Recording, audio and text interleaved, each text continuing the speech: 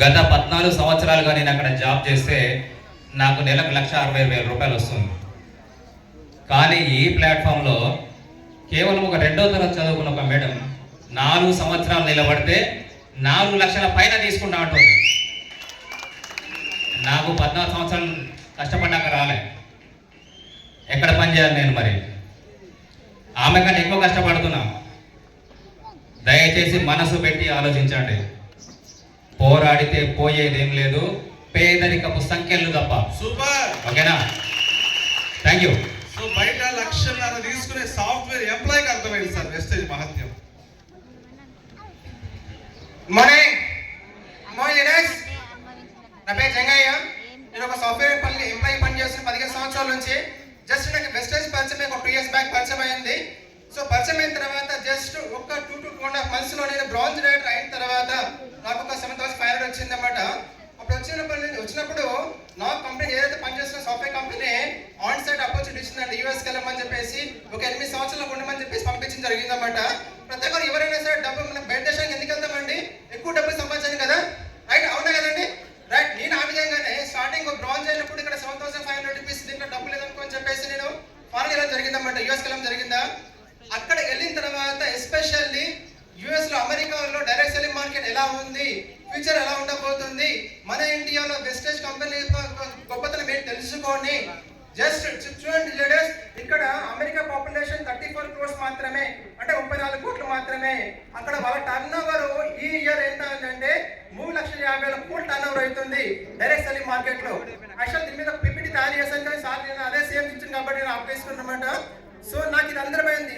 అక్కడ యూఎస్ లో, అమెరికాలో నెక్స్ట్ 2034 కల్లా వాళ్ళు 7 crores అంటే 7,50,000 కోట్ల రూపాయల టర్న్ ఓవర్ పెట్టుకొని వాళ్ళు గోల్ పెట్టుకొని పనిచేస్తున్నారన్నమాట.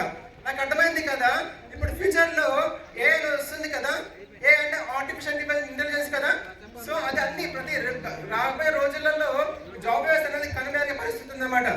రైట్. నాకు అర్థమైంది. ఏ వాళ్ళ ఈరోజు చాలా జాబులు చూడండి, పొద్దున్న సిటీలో చూస్తున్నాము.